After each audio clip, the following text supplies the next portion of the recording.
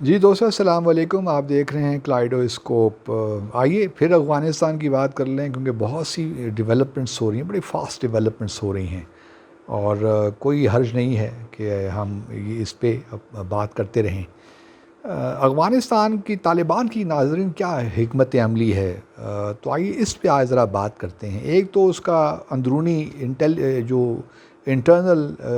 Part ہے، dimension ہے، ایک وہ ہے، اور ایکسٹرنل ڈائمنشن ہے۔ ایکسٹرنل ڈائمنشن میں تو ہم نے دیکھا کہ وہ رشیا کے ساتھ بھی ریچ آؤٹ کیا انہوں نے، اور چائنا کے ساتھ بھی، اور بلکہ جو سہیل شاہین کے جو ان کے ترجمان ہیں TTA کے، وہ بھی جو بلکہ اس طرح کہنا چاہیے اسلامک ایمریٹ آف افغانستان کے جو ترجمان ہیں سہیل شاہین، وہ یہی کہتے ہیں کہ بھئی ہم سب کو رائٹس دیں گے، مائنورٹیز کو رائٹس دیں گے، کسی کو گھبرانے کی ضرورت نہیں ہے، جس سے یہ تاثر مل رہا ہے کہ طالبان شاید بہت تبدیل ہوئے ہیں، بہت تبدیلی آئی ہے ان میں 2001 کے بعد سے اب تک۔ ایکسٹرنل ڈائمنشن تو بڑی کلیئر ہے، وہ کہ ابھی انہوں نے ٹرکی کو آج ہی ایک قسم کا پریس ریلیز ایشو کیا، اور ٹرکی سے کہا ہے کہ بھئی آپ یہ جو ایئرپورٹ وغیرہ پہ اپنا جو ڈیوٹی سنبھال رہے ہیں کہ ایئرپورٹ کا آپ حفاظت کریں گے، تو یہ آپ بھول جائیے، اور اس کو آپ یہاں بھی چونکہ آپ بھی نیٹو کا حصہ رہے ہیں تو یہاں سے آپ نکلیے۔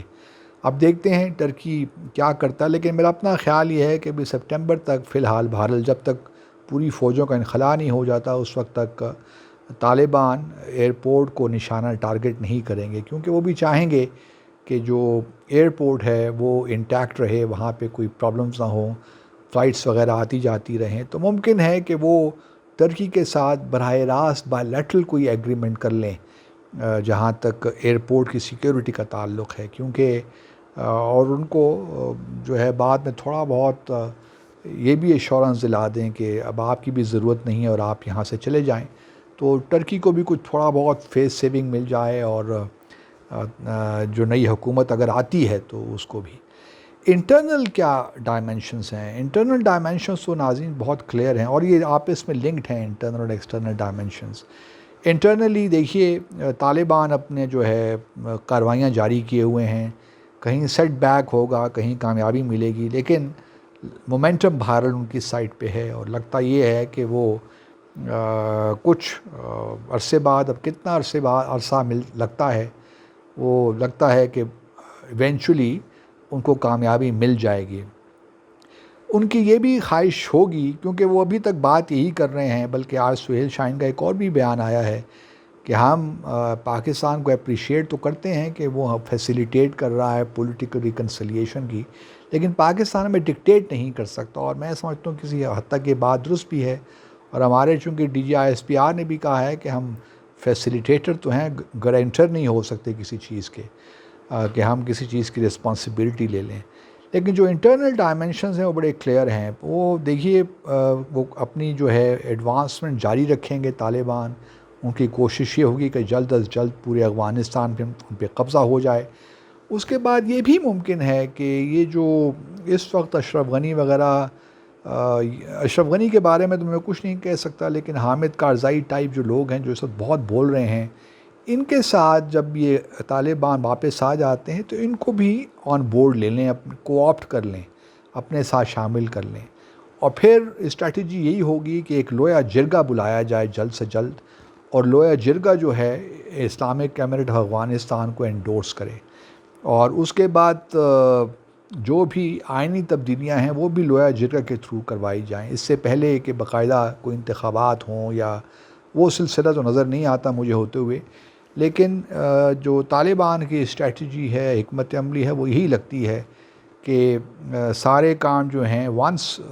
ایک اپنی وہ طاقت میں آ جائیں، اپنی پوزیشن کو کنسالیڈیٹ کر لیں، اور پھر لویا جرگہ کے ذریعے جو آئینی معاملات ہیں، جو قانونی معاملات ہیں، وہ ان سے اپروول ان سے لیں۔ اس دوران اوبیسلی یہ کرتے کرتے وہ اپنا تمام ممالک کے ساتھ بھی ریچ آؤٹ کریں گے، اور امریکہ ہو یا ایک قسم کا توازن رکھنے کی کوشش کریں گے تاکہ انٹرنیشنل اسسٹنس ملے۔ اس لیے بھارت کے ساتھ ہی، جس طرح میں نے پہلے بھی عرض کیا، وہ they have an open mind, اور وہ بھارت کو بھی یہی یقین دلائیں گے کہ ہم آپ کے لیے کوئی ایسا پرابلمز کریٹ نہیں کریں گے کشمیر وغیرہ میں. حالانکہ کشمیر کی تو جو ساری اسٹرگل ہے وہ انڈیجنس ہے، لیکن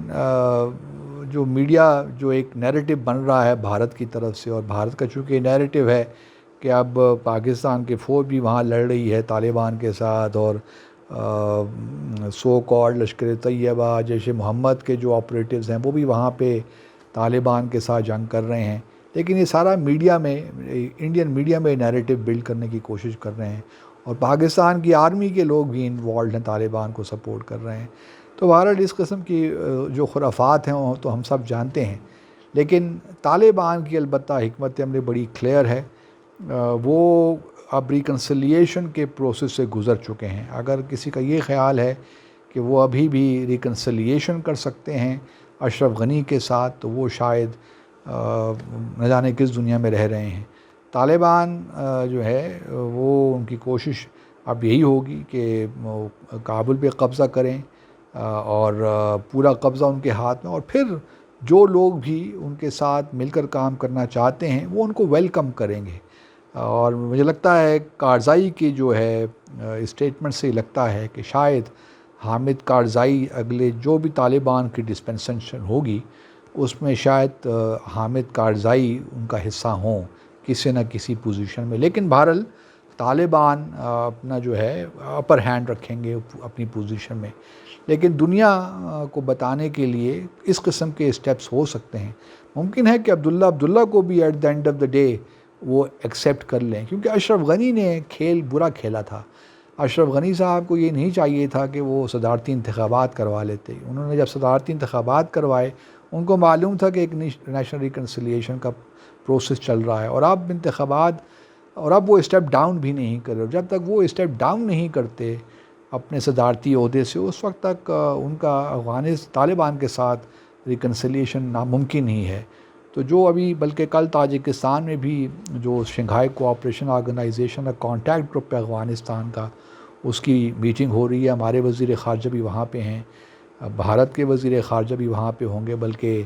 افغانستان کے وزیر خارجہ بھی ہیں، کیونکہ افغانستان آبزرور اسٹیٹ ہے شنگھائی کوآپریشن آرگنائزیشن کا. تو اب کل دیکھتے ہیں کہ وہاں سے کیا اعلامیہ نکلتا ہے، وہ بڑا انٹرسٹنگ ہوگا. میں امید کرتا ہوں کہ کوئی ایسی پوزیشن نہیں لی جائے گی جو پاکستان کو مشکل میں ڈالے. ہمارے وزیر خارجہ وہاں پہ ہیں اور دفتر خارجہ کے لوگ بھی وہاں پہ ہیں. تو دیکھتے ہیں کہ کل جو ہے 14 جولائی کو وہاں سے کیا اسٹیٹمنٹ نکلتی ہے. آپ سب کا بہت شکریہ.